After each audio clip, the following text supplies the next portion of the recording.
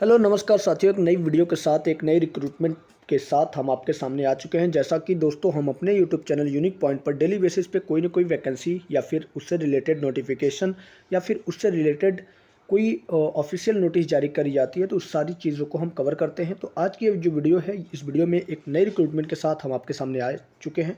तो जैसा कि दोस्तों अगर बात करें कंपनी की, तो कंपनी जो है HAL यानी कि बोलते हैं इसे हिंदुस्तान एरोनॉटिक्स लिमिटेड, यानी कि एक तरह की PSU कंपनी है। और आपका नवरत्ना कंपनी ये कही जाती है, नवरत्ना की कैटेगरी में ये कंपनी आती है। अगर आप देखें तो यहाँ पे ये चीज़ आपको मेंशन करी दिख जाएगी, Navratna central public sector undertaking. और अगर बात नोटिफिकेशन की करें तो नोटिफिकेशन आपको 17/4/2024 को इसका नोटिफिकेशन निकाला गया था। अब इसकी तरफ से असिस्टेंट इंजीनियर के तौर पे रिक्रूटमेंट होने वाली है। तो इसके कौन कौन से पोस्ट एलिजिबल है, उस पोस्ट के बारे में अगर बात करें तो वो पोस्ट आपको देखिए यहाँ पे सबसे पहले असिस्टेंट इंजीनियर इलेक्ट्रॉनिक्स की तरफ से निकल जाएगी, जिसमें 3 पोस्ट जनरल के लिए रखी गई है और केवल जनरल वाले ही एलिजिबल होंगे। और उसके लिए आपको क्या क्या एलिजिबिलिटी होनी चाहिए, तो देखो यार, असिस्टेंट इंजीनियर की पोस्ट है तो सबसे पहले आपके पास डिग्री होना ज़रूरी है। और वो डिग्री किस ब्रांच में होना ज़रूरी है, जैसे कि आपका इलेक्ट्रॉनिक्स में हो गया, इलेक्ट्रिकल एंड इलेक्ट्रॉनिक्स में हो गया और इंस्ट्रूमेंट में हो गया। तो ये सारे अगर आपने इन सारी ब्रांचेस में आपने डिग्री कर रखी है, बीटेक कर रखी है, तो आप इस फॉर्म के लिए अप्लीकेबल हो जाएंगे, इस पोस्ट के लिए अप्लीकेबल हो जाएंगे। जो दूसरी पोस्ट है वो है मैकेनिकल वालों के लिए। मैकेनिकल वालों के लिए जनरल के लिए 2 पोस्ट निकाली गई है, 1 पोस्ट आपकी OBC है। टोटल मिला के 3 पोस्ट हो जाती है। अब इसमें कौन कौन से लोग अप्लाई कर पाएंगे, तो एक तो मैकेनिकल वाले अप्लाई कर पाएंगे, दूसरे इंडस्ट्रियल वाले अप्लाई कर पाएंगे और तीसरे प्रोडक्शन वाले अप्लाई कर पाएंगे। कंपनी बहुत ही अच्छी है, PSU लेवल की कंपनी है, परमानेंट आपकी जॉब होने वाली है। और अगर पोस्ट की बात करें तो देखो यार, असिस्टेंट इंजीनियर की पोस्ट आपको यहाँ पे देखने को मिल जाएगी। ठीक है, ये PDF थोड़ी लंबी है, 26 पेज की ये PDF है, तो हर चीज़ कवर करना थोड़ा मुश्किल हो जाएगा। इसलिए ज़रा वीडियो को ध्यान से देखिएगा, क्योंकि इसके एप्लीकेशन प्रोसेस थोड़ा सा हट के सबसे अलग होने वाला है। अगर आप इस वीडियो को पूरा नहीं देखेंगे तो कहीं न कहीं आप गलती कर देंगे, और गलती कर देंगे तो आपका सिलेक्शन हो भी जाएगा, तब भी आपको उस फाइनल स्टेज पर रिजेक्ट कर दिया जाएगा। तो देखिए, अगर क्वालिफ़िकेशन की बात करें तो यार, क्वालिफ़िकेशन आपकी जनरली 60% से एबव पासिंग होनी चाहिए। आपकी जो एज लिमिट काउंट होगी वो एज लिमिट होगी 8 मई 2024 के हिसाब से। अगर आप SC हैं, ST हैं या फिर OBC कैटेगरी से बिलोंग करते हैं, तो आपका एज़ पर गवर्नमेंट के हिसाब से जो भी आपको रिलैक्सेशन देना होगा वो रिलैक्सेशन आपको मिल जाएगा। ठीक है, और बाकी करें तो देखो यार, ये वैकेंसी है। अगर आप इसमें वैकेंसी में सेलेक्ट हो जाते हैं, तो सेलेक्ट हो जाने के बाद एटलीस्ट आपको 2 ईयर्स इस कंपनी में रेगुलर बेसिस पे काम करना होगा। अगर आपकी बाई चांस बीच में कहीं जॉब लग जाती है और आप चाहते हैं कि ये वैकेंसी, ये पोस्ट आप छोड़ दें, तो फिर आपको 2 लाख रुपए एज अ बॉन्ड के रूप में कंपनी को देने पड़ेंगे, जो कि यहाँ पे क्लियरली मेंशन कर दिया गया है। ठीक है, आपकी सैलरी कैसी रहेगी, तो सैलरी स्ट्रक्चर देखो यार, बड़ा सिंपल सा है। यहाँ पे 30,000 से लेके 1,20,000 के बीच में आपकी सैलरी होने वाली है, यानी कि 30,000 आपका बेसिक पे होने वाला है।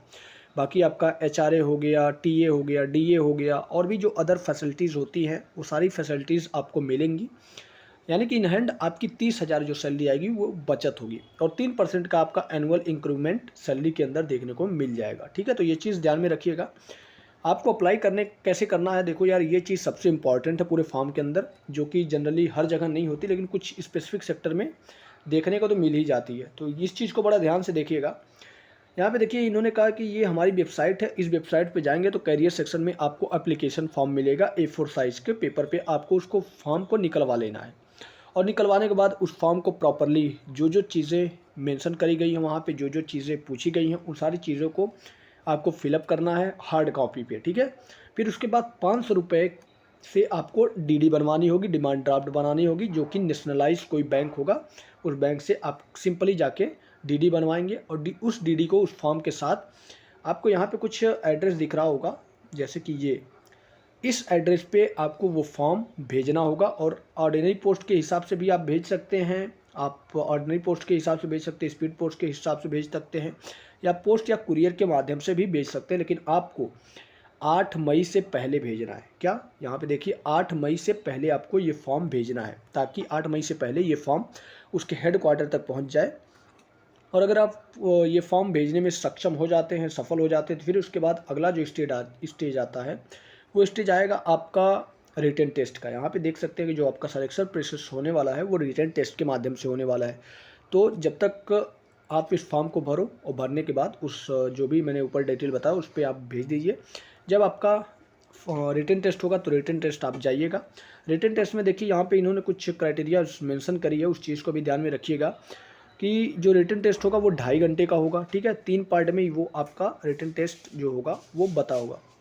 जो पहला पार्ट होगा उसमें 20 क्वेश्चन होंगे जनरल अवेयरनेस के, और इसके अलावा अगर बात करें तो जो 40 क्वेश्चन होंगे आपके इंग्लिश और रीजनिंग के, और जो थर्ड पार्ट होगा वो 100 क्वेश्चन होगा, और ये आपके डिसिप्लिन बेस्ड होगा, और हर एक क्वेश्चन आपका 1-1 मार्क्स का होगा, ठीक है। तो ये चीज़ आप ध्यान में रखिएगा।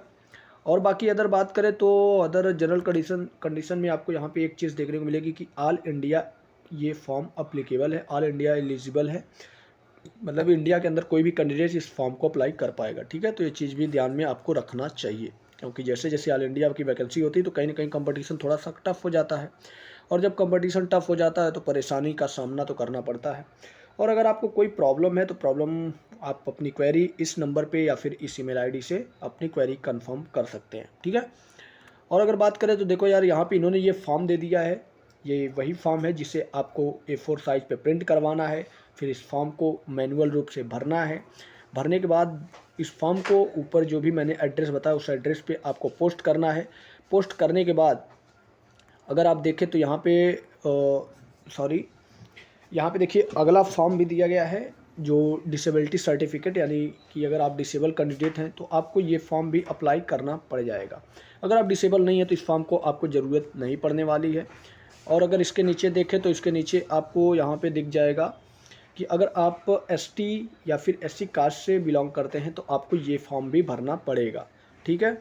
इसके अलावा अगर बात करें, अगर आप OBC से अदर बैकवर्ड क्लास से करते हैं तो OBC वालों के लिए ये फॉर्म दिया गया है। इस फॉर्म को भर के आपको उसके साथ फॉर्म के साथ आपको उसके हेडक्वार्टर पर भेजना पड़ेगा। और इसके अलावा अगर देखें तो देखो, ये रिजर्वेशन के लिए कहा गया कि अगर आप OBC कैंडिडेट हैं और आप रिजर्वेशन लेना चाहते हैं तो आपको ये फॉर्म भरना पड़ जाएगा, ठीक है। ये देख लीजिए, declaration to be furnished by candidate seeking reservation as OBC, ठीक है। अगर आपको OBC के अंदर रिजर्वेशन चाहिए तो ये फॉर्म भरना आपके लिए मैंडेटरी हो जाता है। ये जो फॉर्म है, ये फॉर्म आपके पैरामीटर से बेसिस है कि जैसे जैसे आपकी हाइट कितनी होनी चाहिए, आपका वेट कितना होना चाहिए, आपका चेस्ट कितना एक्सपेंड होना चाहिए, ये सारी चीज़ें आपको इस फॉर्म में दे दी गई है। इसका PDF मैं अपने टेलीग्राम चैनल पर डाल दूंगा। टेलीग्राम चैनल का लिंक आपको डिस्क्रिप्शन बॉक्स में मिल जाएगा, वहाँ से जाकर आप इस फॉर्म को डाउनलोड कर पाएंगे। और इसके अलावा अगर बात करें तो इसके अलावा जो इम्पोर्टेंट पैरामीटर है वो पैरामीटर अंडरटेकिंग एलिसा टेस्ट के लिए यहाँ पे कहा गया है मेडिकल। जनरली एलिसा टेस्ट जो होता है वो HIV के लिए होता है, या फिर एड्स जिसे हिंदी में बोलते हैं एड्स टेस्ट, तो उसके लिए एलिसा टेस्ट होता है। तो यहाँ पे आपको 2 टेस्ट करवाने होंगे। 2 टेस्ट करवाने के बाद ये जो फॉर्म है, इस फॉर्म को भी भर के आपको उस फॉर्म के साथ अप्लाई करना पड़ेगा। तो इसका जो थोड़ा सा प्रोसेस है HAL का, ये थोड़ा सा अलग है, क्योंकि ऑफलाइन बेसिस पे या फिर मैनुअल बेसिस पे आपको फॉर्म अप्लाई करना होगा। तो ये चीज़ सबके बस की बात नहीं होती, तो कहीं ना कहीं इसमें कंपटीशन कम हो जाएगा। बच्चे जनरली क्या करते हैं कि सबको ऑनलाइन करना होता है तो ऑनलाइन तो कर लेते हैं, लेकिन जब बात ऑफलाइन की होती है तो ऑफलाइन में लोग फॉर्म को अप्लाई नहीं करना चाहते, और ऑफलाइन जब नहीं करेंगे तो कंपटीशन कम होगा, कंपटीशन कम होगा तो मेरिट के कम जाने के चांसेस होते हैं और आपके सिलेक्शन होने के चांसेस बढ़ जाते हैं।